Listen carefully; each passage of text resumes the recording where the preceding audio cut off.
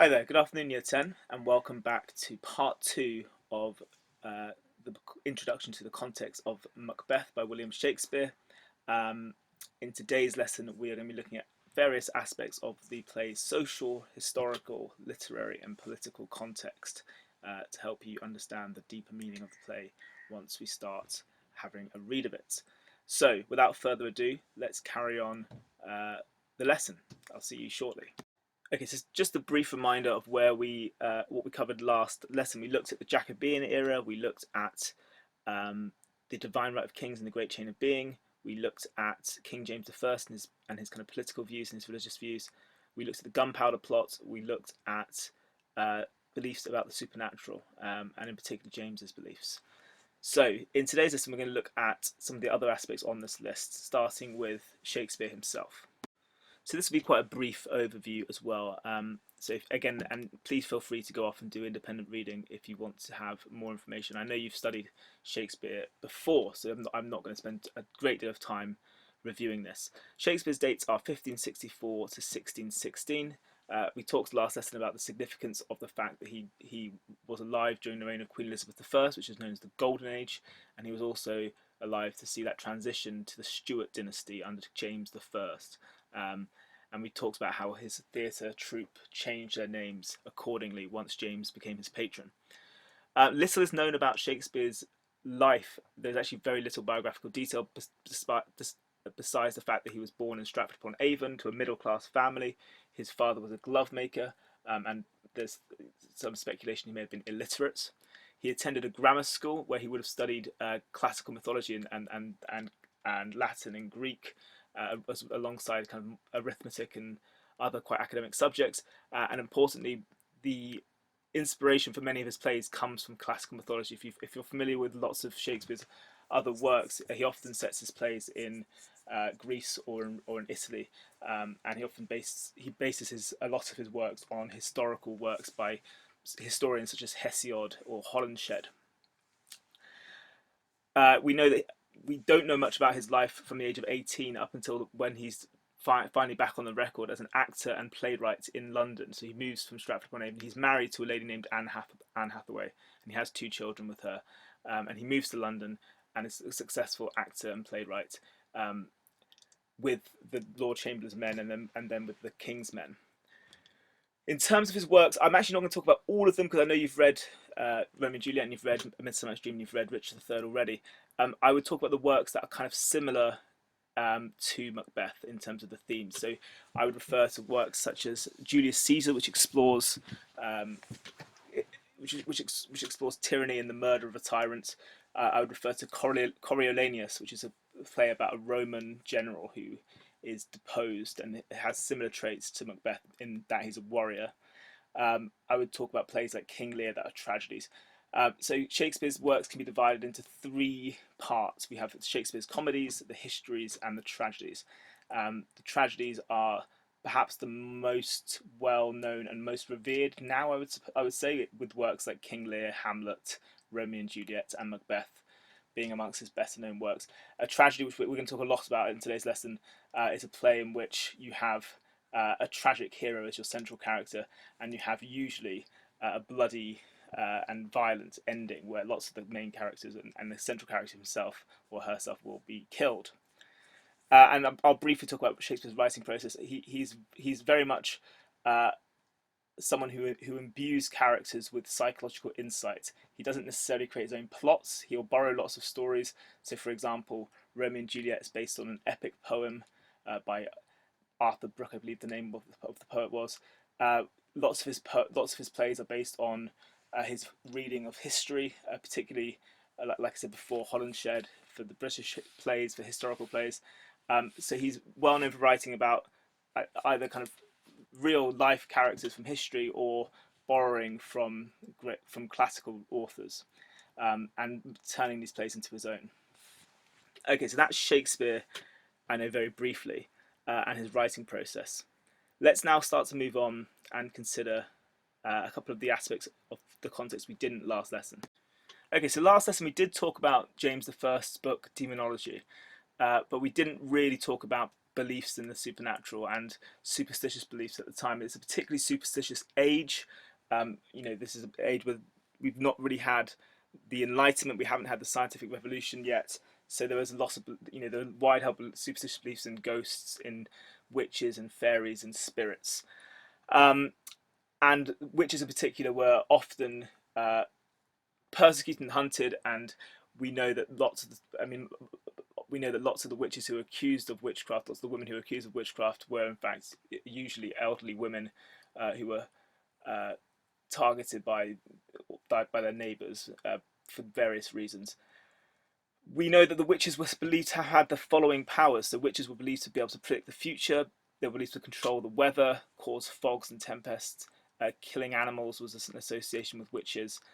Cause nightmares, curse their enemies, take demonic possession of an individual, raise evil spirits. These powers are obviously they're supernatural. They're almost godlike powers. So it is important to bear that in mind when we consider how Shakespeare presents his characters of the three witches throughout the play. So that's the supernatural and demonology, and obviously that's a bit of a generalized overview. So again, feel free to do some more wider reading. Okay, another aspect of the context I'd like to consider before we look at the play is attitudes to gender, and I've broken this into different subcategories. This is a particularly important area when we're considering the character of Lady Macbeth and how she's depicted by Shakespeare. Okay, so I thought I'd start with a particularly interesting quote, a contemporary quote about the nature of Jacobean society, and I'll read it out for you. It's the father and the master of the family whose office and employment are forever the most part abroad or removed from the house as in the field. And it's just kind of nicely encapsulates the idea of patriarchy. And we've looked at patriarchy in both Richard III and in Romeo and Juliet. Patriarchy is a structural construct. It's how societies there then were constructed in terms of the balance of gender roles. So it literally comes from the word father, patriarch, in Latin, and it means a male-dominated society. And Jacobean England and medieval Scotland, which is the setting of the play, are certainly male-dominated societies where, just like in the Great Chain of Being, you have God at the top of the hierarchy, at the top of the structure. In a household, that would act as a microcosm for the Great Chain of Being, and the father would be the godlike power in the household. So you can imagine that it kind of is a smaller version of the universal structure of the Great Chain of Being.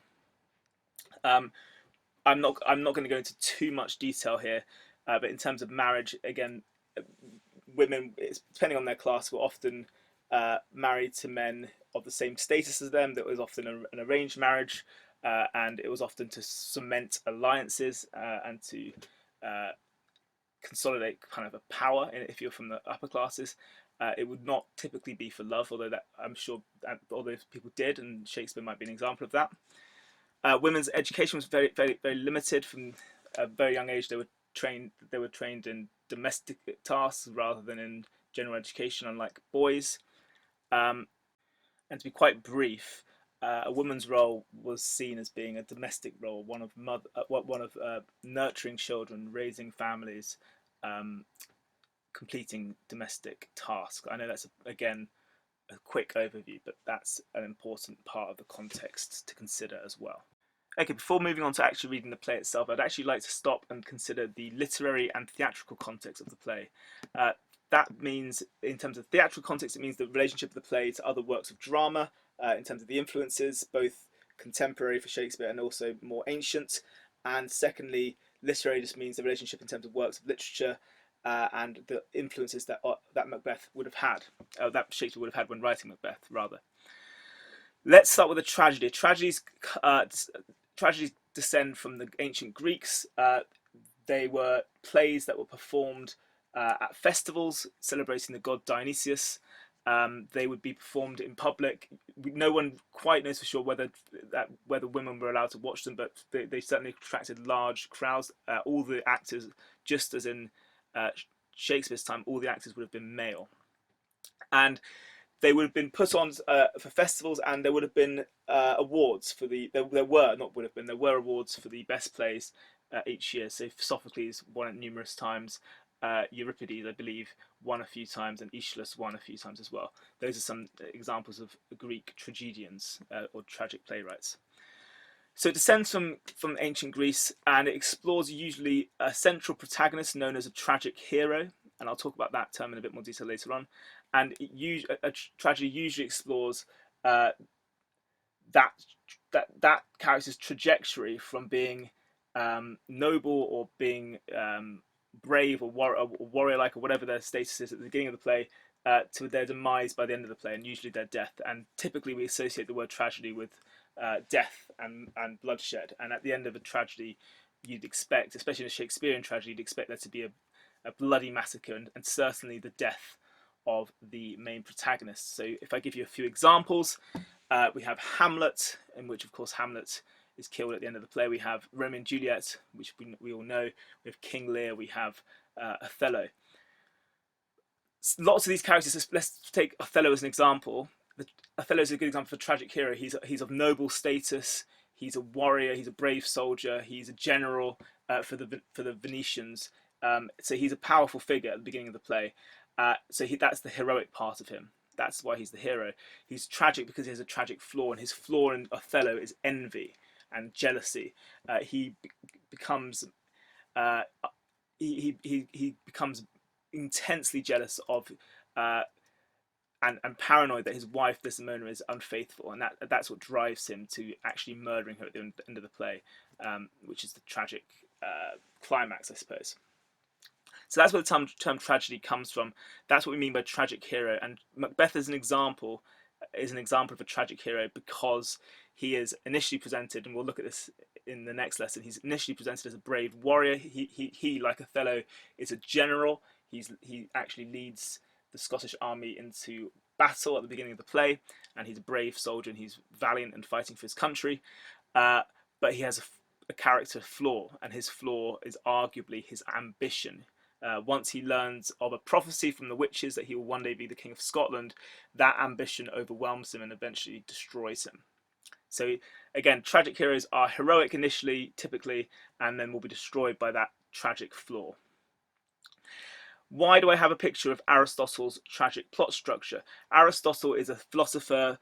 He's a great mind from Greek history and from Greek civilization, and he, having watched a number of tragedies, I suppose, started to categorize plays that he'd seen into different genres. So he would categorize into comedy, history, tragedy, and he noticed that tragedies have a certain formula. And on your screen here, you should be able to see it looks almost like a story mountain, but a tragedy will usually begin with some exposition. You'll usually have an inciting incident, and then, as you can see, there's an unfolding chain of events will occur, and they usually get worse and worse and worse. So it'll be one problem mounting up, and tension will increase and increase and increase. You then have a climax and a plot reversal, and typically you'll have some release at the end of the play, which is in Greek known as catharsis. We would maybe call it a resolution or a sense of satisfaction at the end of the play. And here are some of the terms that I want to go through before we look at the play. And I know that there's a lot of information now, but I will be using these terms in later lessons, and I will be reminding you of the meaning. So our tragic hero, I've just said, is the central protagonist. A note on Macbeth and in most tragedies, usually the central protagonist, the tragic hero, is an eponymous protagonist. That means that they are the title character. So Macbeth is the central protagonist because the play is called Macbeth. King Lear, Hamlet, Othello, these are all examples of eponyms. So we would call this an eponymous protagonist or a tragic hero. So the tragic hero is someone of noble status, usually associated with war and being a warrior. Almost always masculine. And they are someone who has a tragic flaw, which I'll go over in a second. And these terms are in no particular order. I think they're all equally important. Ananoritis is a difficult word to spell and to say. It's also quite difficult to pinpoint in Macbeth when this actually happens, because ananoritis means a moment of enlightenment. It's a moment where the character goes from ignorance to knowledge. It's a moment of realization. And I would argue it's difficult to exactly pinpoint when this occurs in Macbeth, but it's an important term to use. Peripeteia is where is the X on that diagram. It's a plot reversal. It's when the fortunes change for the character, and there are lots of moments of peripeteia we could talk about. For example, you might argue that in Romeo and Juliet, a moment of peripeteia is when Friar John, who's supposed to deliver a letter to Romeo, letting him know that Juliet is actually not dead but has taken a sleeping potion and he needs to go back and wake her up. Friar John's exit is blocked from Verona because there's been a plague, and that's an example of peripeteia. Catharsis I've just talked about. That's a moment, and it's actually to do with the audience, not with the characters. Catharsis is when the audience is supposed to feel their emotions are purged from them, and it's usually through a kind of heightened sense of emotion, typically towards the end of a play, when you feel like a kind of sense of emptiness because your emotions have been purged. And we experience catharsis all the time when we watch films or we watch television dramas. This still exists today, and it's still appropriate. Hubris. Hubris is the next term on that list. Hubris is a better way of saying arrogance or pride. And all or most tragic protagonists or tragic heroes will have will be punished for their excessive hubris, so having too much pride. A really good example of that is a play I'm currently reading, actually, called Coriolanus, about a Roman general who is too proud, and he is punished for that pride at the end of the tragedy. Pathos is a better way of saying feeling sympathy or pity for the characters, and in Macbeth, what I think Shakespeare does, which is magical and what makes it a work of stunning art, is that he makes us feel pathos for characters who are reprehensible morally. We feel pathos for Lady Macbeth and for Macbeth, despite the fact they have committed murder, despite the fact they have done it willingly, despite the fact that they are flawed. We still manage to feel pathos for these central characters. Hamartia is a word I could have used earlier. That's the technical term for the tragic flaw that a character has. So you would say something like Macbeth's hamartia is his excessive ambition, or Lady Macbeth's hamartia is also her ambition, her willingness to, I guess, her greed for power. The three unities I'm going to talk about in a bit more detail in a second. The last thing I'm going to talk about is a chorus. If you read Greek tragedy, so I've been reading a lot of Greek tragedy recently. I started with Oedipus Rex by Sophocles, and I moved on to Medea, and then I moved on to Antigone, and I'm currently reading the Oresteia. And in these Greek tragedies, the chorus plays a very strange role. It's particularly strange for a modern audience. It doesn't quite make sense to me as a modern reader. But the chorus essentially are voices of. They can sometimes look into the future. They are masked actors in the play that will come on stage and tell you either what's happened that hasn't been performed on stage, or what will happen, or they'll ask questions of the protagonist's motivations, or they'll tell you about a future event. So they're kind of not in every Greek tragedy. They have a kind of supernatural edge to them, and I think what I would say about this in relationship to Macbeth is that there is no chorus in Macbeth. However, I do think that he substitutes the chorus to a certain extent, and he substitutes the chorus with the three witches who have this ability to look into the future, who have this ability to control events, who have this ability to make prophecies. And lastly, we have the three unities, which I'll go over in a second. Okay, that's a lot. What I'm going to ask you to do now is just to pause the video and read through your notes and take some time to jot down a quick mind map of what we've learned so far about tragedies and tragic plot structures. And I'm going to ask you to take about 5 to 10 minutes to do that. So please pause the video now. So I've mentioned Aristotle, the great philosopher, already, and he is the thinker who conceived this idea of the three unities in his work on the art of poetry, where he kind of categorizes different works of literature.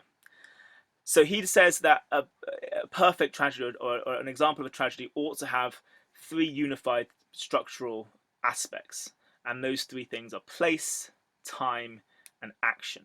Okay, so according to Aristotle, a tragedy ought to take place in one setting, in one location, ideally in literally one place. So I've given an example of Oedipus Rex, which is Oedipus the King by Sophocles, which takes place before the steps of the palace um, of King Oedipus. The entire play, more or less. Um, so a tragedy ought to have one setting, and Macbeth kind of plays to that rule, but there are multiple settings in Macbeth, but most of it takes place in Scotland, at least. Time. Importantly, we'll look at a term called mimesis in a second, but Aristotle argued or stated that plays should follow the passage of real time and should take place for no more than one day. So the events need to take place very quickly, needs to be quite rapid. And there's certainly a sense of this in Macbeth. It doesn't take place over one day, but if you ever watch it live or if you've watched it before, it takes place at a rattling speed. It really, things do unfold very, very quickly. And the last point, which is about the plot structure, is that Aristotle argued that there should be one plot line, one main plot, and very few subplots or digressions. So he argued you should have one central narrative with very few digressions at all. And that's what we mean by the three unities. And you can kind of, as we're reading the play, come back to this idea and evaluate for yourselves whether you think Shakespeare obeys these laws in inverted commas or whether he ignores them. Okay, I'd like to end the lesson by focusing on a few more tragic features, and I'll start with mimesis. And mimesis is an idea again that actually descends from Aristotle and the same work of the art of poetry, and it's an idea that is quite simple. It may sound complicated, but I think it's once I explain it, you should have a good understanding of it. It basically means the idea that a play, especially a tragedy, ought to mimic real life or imitate real life. Hence, the mimesis is the kind of root word of mimicry. So he argues that a tragedy ought to be an imitation of real life. It should be realistic. So he applauded Sophocles for his work Oedipus the King as being an example of a realistic tragedy. That's the play that kind of is the basis of Freud's Oedipus complex myth about the idea that boys want to subconsciously kill their own fathers and marry their own mothers. And he actually criticizes a play by Euripides called Medea. I don't need to go into too much detail about this, but essentially at the end of Medea, there's what's called a deus ex machina, which is when there's essentially a divine intervention and something happens which is just so unrealistic. She essentially takes flight in a winged chariot, which is unrealistic, and so therefore Sophocles criticizes that. He says no, a tragedy ought to be realistic, which again I think Shakespeare, you could accuse him of doing a bit of both in Macbeth, because obviously the inclusion of three witches is fairly unrealistic. However, it does correspond to the beliefs at the time. Second point is that tragedies always explore a major theme of good and evil. I suppose all literature in a sense does, but tragedies in particular do. Third point is the idea that tragedies contain both conflict that is external and conflict that is internal, and I'll explain those 2 points. External means in the outside world, so you will have lots of battles, you have lots of references to war, you have lots of fight scenes. Internal means within the character themselves. And what makes Shakespeare the greatest writer of all time is how he manages to capture the psychology, which means the minds of characters in these incredibly difficult situations. So I think he somehow manages to brilliantly capture the imagination and the fears and the ambitions of Macbeth, and through his description of Macbeth's psychology, turn him into a living and breathing human being who we can believe in, and we can somehow, despite his heinous actions, we can empathize and sympathize with. So internal conflict is massively important. That is usually, and I'm generalizing a little bit here, that's usually to be found mostly in the character's soliloquies. A soliloquy is when a character delivers a speech to the audience, basically on stage on their own, hence the word sol, which means solitude. It comes from the same word as solitude and solitary. So the soliloquy is usually a character's monologue in which they reveal it's like breaking the fourth wall. They reveal their thoughts to the audience, and we learn about their internal conflict through that. The other way of doing it is to an aside, which is when the characters, it's a similar idea, but the characters are not on their own on stage. And the last thing, we talked about Medea and that supernatural element. The last element of a tragedy would be the inclusion of supernatural elements being quite common, and Macbeth is no exception to that rule. Okay, brilliant. So that's the end of our focus on the tragic features of Macbeth. Okay, I thought I'd end today's lesson by just making you aware of some really, really useful resources to deepen your understanding of the play and of the context of the play. All of the resources you can see on the screen in front of you are free and they're all relatively easy to find. And I've also directed you to whether they're a website, whether they're a YouTube series, or whether they are a podcast. The British Library website contains lots of interesting articles on Macbeth and on Shakespeare himself. I loved the Shakespeare's Restless World series. It's a book as well, but the podcasts are free. They're on the BBC website. They're presented by Neil McGregor. They're really, really interesting and give you a really good understanding of Jacobean England and Elizabethan England. The Shakespeare Folger Library is an American website. It's also very good. It's got lots of good podcasts on that as well. Mr. Bruff is essentially a better version of me, so I'd recommend him on YouTube. I'd also recommend Crash Course. I'm a big fan of the Crash Course series on lots of different subjects. I think Crash Course are great. They're on YouTube and they're also free. And then finally, there's a kind of quite an academic series of lessons, not lessons, series of lectures on Shakespeare by a professor at the University of Oxford called Approaching Shakespeare. She has lectures on each Shakespearean play, and they're really interesting. And obviously, I would recommend that you start with the lecture on Macbeth. So I hope those recommendations are useful for both you and for your parents in terms of finding resources online and furthering your independent study and deepening your understanding of the topics so far. That's all from me for today. Make sure you complete your independent tasks, please, and complete the quizzes on Show My Homework, and I'll see you next time. Goodbye.